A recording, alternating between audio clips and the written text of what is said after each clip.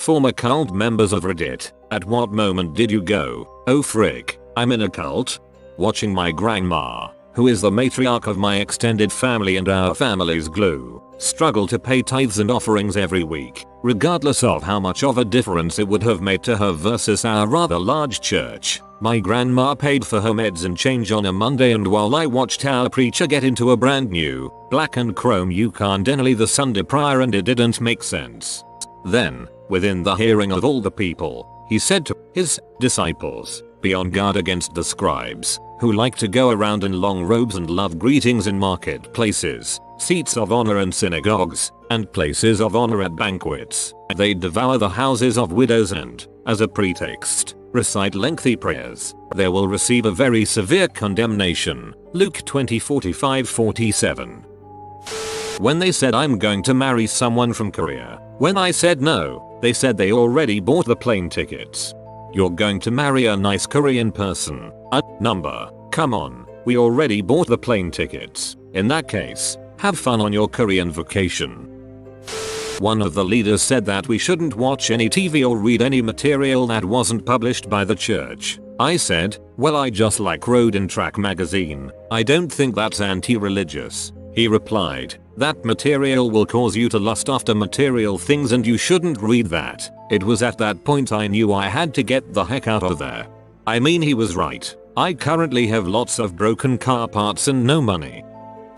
Parents joined the Jehovah's Witnesses for a few years when I was a kid. One Saturday, I stayed the night at a friend's house and went to church with them on Sunday. The minister at my friend's church talked about the Father, the Son and the Holy Spirit. I was confused. Next Sunday at the Kingdom Hall I asked our minister about it after services. He said, I don't know what you're talking about. Even at 11 years old, I knew he was lying. If he'd simply said that's a concept that we don't believe in, I wouldn't have lost respect in him, nor would have decided that everything coming out of his mouth was suspect. But I did. Spent decades as an agnostic as a result. When the High Lama snapped a crying toddler on the side of the head to get him to shut up, then demanded that children be kept out of earshot, 1,000 yards away. Great compassion, my butt. Not to mention he got drunk every night while he taught. Not to mention he said Westerners lacked the discernment to judge and choose their own teachers.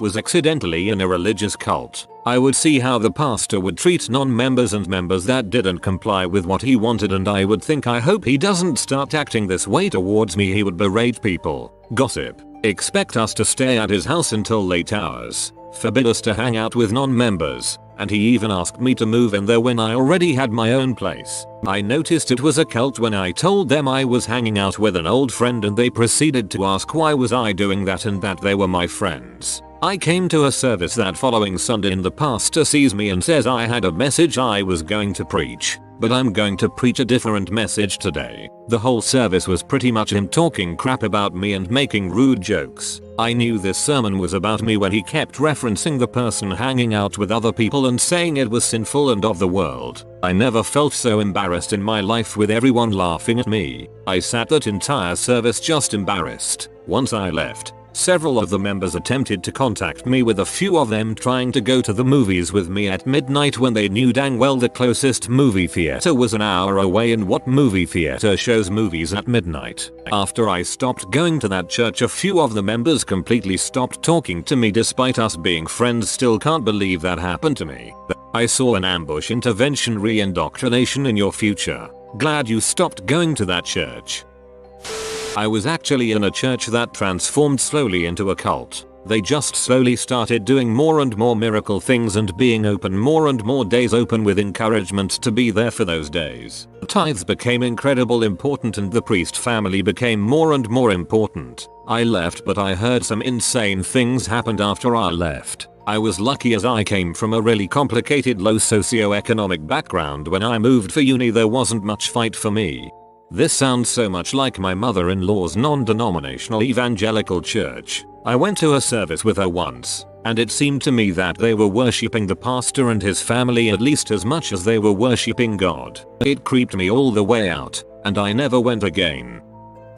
I used to practice kung fu at what was basically the most McDojo place ever. On top of all the usual money grabbing bulls, the Grand Master changed his title to something like His Celestial Holiness and started getting his students to travel to the woods to build his temple. Nope.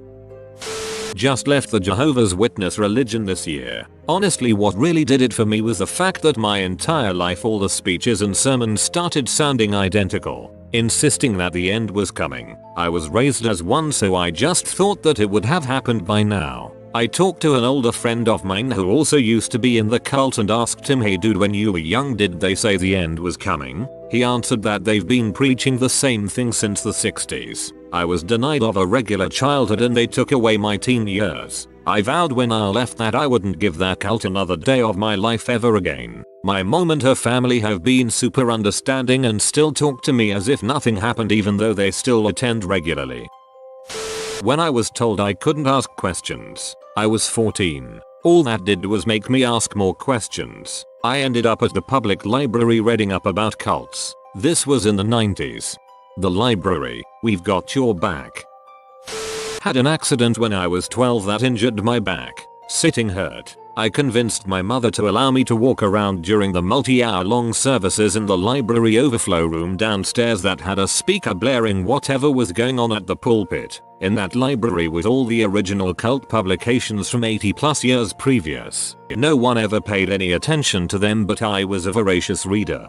They were into some wackadoo crap at the beginning that totally contradicted the current teachings. Pyramid power. Numerology. I never said anything because it was a closed society and questioning meant total shunning, but from that point on I was aware that it was all garbage and I spent most of my time planning my escape. When I finally publicly called bull 6 years later, I lost everyone and everything. Life sucked for a while, but 10/10 would do it again. Don't answer the door when Jehovah's Witnesses come knocking, especially if you have children. They're hiding tens of thousands of pedophiles in their ranks. FN weirdo doomsday bastards.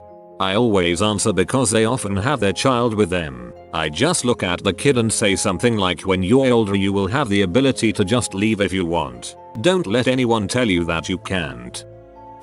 When I saw the leader pimp slap one of the followers and cut up a piece of holy art, I read that as a leader pimp rather than a pimp slap at first and was a little confused.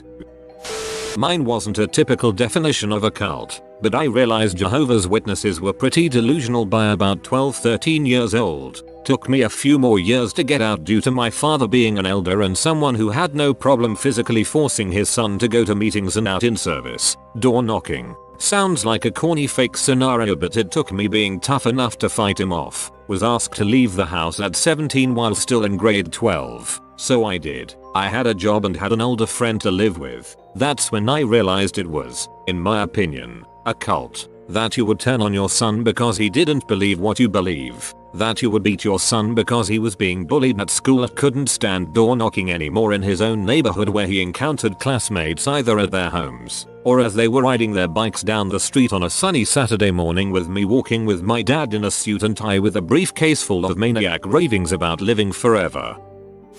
When an assistant youth minister at my family's fundamentalist church, Church of Christ, separatist, who had been struggling to have a child with his wife for several years, was finally able to conceive. He was so happy he wrote a song thanking God for his blessing of a daughter-to-be. He played it for us on his guitar in the back of his pickup in the parking lot before service began. When the elders of the church heard that he had played an instrument on church grounds, they excommunicated him and ordered him to never return to the property on pain of trespassing. This was a denomination which taught specifically that attendance to church within the denomination was mandatory to enter heaven. Essentially, they'd sentenced a good man to heck for the crime of thanking God for his child. I asked my grandfather why they had done that, and he told me that the church forbade instruments because they were not permitted in the Bible. I pointed out that the harp and lyre were explicitly mentioned in 2 Samuel and Chronicles, and that several of the psalms were specifically composed for the harp, lyre, and trumpet. He replied that there were no instruments in the New Testament, and that the New Testament superseded the Old, so anything not explicitly permitted in it was disallowed in the church. When I responded that by that logic we should not be permitted to wear pants to church, as the New Testament makes no mention of pants, he flew into a rage and did not speak to me for some time. I stopped attending the church the following Sunday. The saddest part of this is that the New Testament establishes the New Covenant. This means that, while the law is still important, religious rules are not the way to heaven. Jesus repeatedly condemns the Pharisees for being more concerned about the letter of the law than having compassion. When I realized I was afraid of doing outside research on the religion cult I was raised in, I was afraid I'd be allowing Satan to control my mind. Once I did research it, I realized that for so many years I thought I was thinking for myself, but I was really just being controlled and told what to think and do. And then it further intensified the realization I was in a cult when my whole family turned their back on me and started shunning me because I stopped believing in their nonsense.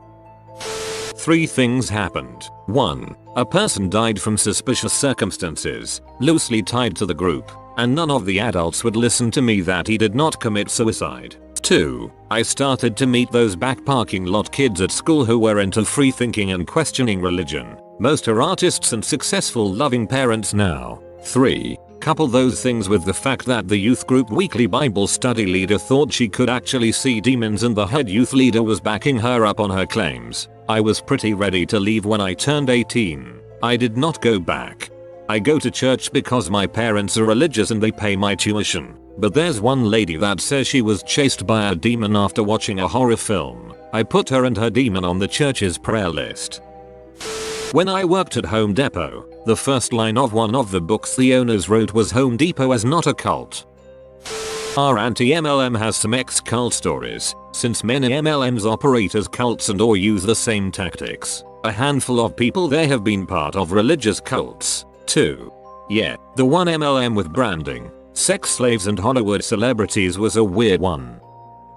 Once I was invited to a supposed Christian youth meeting by my cousin. I didn't really want to go but she insisted, so I ended up there. It was held in a small apartment, and when we arrived we were greeted by the group leaders, which seemed like totally normal young people. Afterwards the other members arrived and they turned off all the lights at the apartment. I thought that was a little weird but no big deal. Then they started with the music. They put those Christian rock songs they usually use at normal Christian youth groups, but they started dancing like maniacs, jumping everywhere, flailing their arms, and the weirdest of all, laughing uncontrollably. Then, in 1 second, they all threw themselves to ground, got on their knees and started crying like their mother had just been brutally murdered. After this they got up and started dancing and laughing again, as if nothing ever happened. I was seriously creeped out at this point, but this was only the beginning. They started with this weird ritual where they promised to perform any miracle you needed or needed, as Christ allowed them to do so.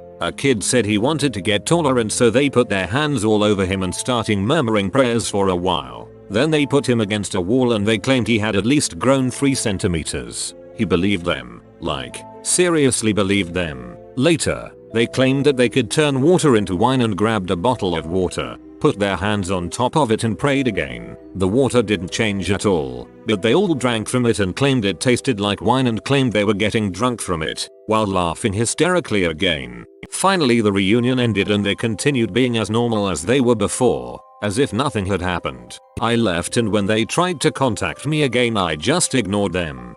Dude, that was actually a Rites of Spring show. When I wasn't good enough, it wasn't enough that I showed up, paid money and contributed to the group. There was always this hint of disappointment that I couldn't bring in more people, through subtle hints like, you can bring other people if you'd like, we'd love to be able to save your loved ones, to, why don't you ever bring people in? Your loved ones deserve to be saved, and people who were so shy and outgoing were described as the most desirable people to invite into the church. My pastor straight out said, we aren't going for thenliners you see sitting alone at lunch. We need to go for the social kids with groups of friends all around them. It's our goal to save as many people as possible, so we need to go for them. I can't remember an exact moment, but things started to click when I wasn't allowed to go home by myself anymore and my parents refused to have any more involvement, so they tried to make me go live in Georgia with total strangers. I got out not long after. When I realized ever since I was a kid I had been railroaded towards getting married and having more kids in the organization. Everything I was ever taught was how to be a good wife with sewing and quiet journaling and crafts, with no encouragement for my dreams of being a scientist. Once when I was 14 I said to a leader that I didn't want kids and wanted to be a scientist, and I remember the exact words, "Well, when you decide you do want to have kids, remember that that's the greatest calling you can have." When I got older I did some research and compared it to the approved resources. I found a lot of lies and cover-ups they taught and found the truth disgusting. My parents were in this religious cult that always asked for crazy amount of donation. It even sent families out to pioneer for the religion. We were one of the family. Then coming to Canada and we had financial immigration issue. The organization immediately distanced us. Only then did we realize this was not what we thought it was. The way they motivated people was like any cult I have heard of. Obligatory, not me but my friend's grandfather was a farmer growing up. Think 1940s or 50s. It was kind of a remote town, but he would talk to other farmers and buyers when he went down to the market. One day, an acquaintance of his tells him that they're having a meeting with whole bunch of other farmers and farmhands and that he should come and join. My friend's grandfather, thinking it's some sort of farmers alliance, is like, sure, why not? Friend's grandpa goes to the meeting and is a bit confused when it's not about farming at all. It's a KKK meeting. He has an "oh crap, I'm in a cult" moment, but waits till it's over because he doesn't know what will happen if someone sees him trying to leave. Meeting ends. He goes home. Dude tries to invite him again and friend's grandpa nopes out of there. It was the summer during middle school when a friend of a friend invited us out to a camp that lasted the week. It has so much awesome stuff like paintball, four-wheeling, swimming on the lake. It was right on. Sounded kick-ass. So I went. It was an ultra-religious camp. We had to give our phones up when we got there. First hour of the day was praying, then 30-minute breakfast followed by another hour of praying, then 2 hours of alone time where you couldn't go back to your rooms or do anything other than sit and talk to Jesus and God, then another hour of praying, then 30-minute lunch, then 30-minute prayer, then a good 4-5 hours of free time to do all those activities, then another hour of prayer, then 30-minute dinner, then prayer. Then we got to go back to our rooms to talk to our assigned counselor, who led us in evening prayer. I'm not saying that this place was a cult, but I had my thoughts when they led us on a march to a big fire and made us lay down in a massive field staring at the stars while they chanted prayers over a microphone one night that week. Frick, that place. Jeez, I've been to Jesus camp before, and while it certainly had its religious theme and plenty of discussion on the Bible, it was still a summer camp where you did fun activities the vast majority of the day. What you described sounds like torture. When I realized how dead serious they were about their Nazi bulls. I was part of a cult church when I was invited soon after I started attending school at UF. Since I was looking for a church to attend, this worked out great. I was invited by a real nice guy and started attending every service, getting to know everyone and making great friends. The services seemed to be a bit extreme, a little too fire and brimstone, but I decided to ignore that and focus on what I agree with. I started getting a little uncomfortably when they tried to make me recruit people on the street, but I really felt uneasy when they said I shouldn't hang out with my friends that followed other religions and even family members, because they are not good influences. Despite all of this I kept going mainly because of the people there. It wasn't until my sociology class did a unit on cults and how they work, being nice and friendly and then trying to separate people from their friends and family so they won't be persuaded to leave. After that I decided to stop attending services, although I stayed in touch with some people. It's a real shame because most of them are born again Christians and don't know that a real church isn't like that. They're great people, just led by the wrong person. For me it was when, after almost a decade of being raised in and working for them, I got fired by them. The reason being I had watched a Chris Rock video, and this was reported by one cult leader's menace spies he apparently had in each department. Found this out after a lot of digging once I had become disillusioned. He decided it was proof that I was not pure in Christ and had to be removed from the flock of Christ. The idea that something so innocent as a comedy YouTube could be a grievous sin against God as he put, struck me as beyond ludicrous and awakened a very cynical part of me, and so the journey of searching for truth began. I think some people aren't commenting because your topic made them realize they should leave Reddit. When the church spent more time talking about how we should bring people out to church than they actually talked about the gospel, I decided it was time to go. When I was told that proceeding in a ceremony and receiving a gift that was a religious rite of passage to adulthood would require me to take upon myself certain sacred obligations, and that I could not know them beforehand, I could either leave then in front of my family or essentially sign a blank check to swear any oath required of me later on. You have been visited by the Inspector Doggo. Comment your confession. If you are new to the channel, you can subscribe. I publish new videos every day. Until then, check another video, or don't. Either way, have a great day you magnificent people.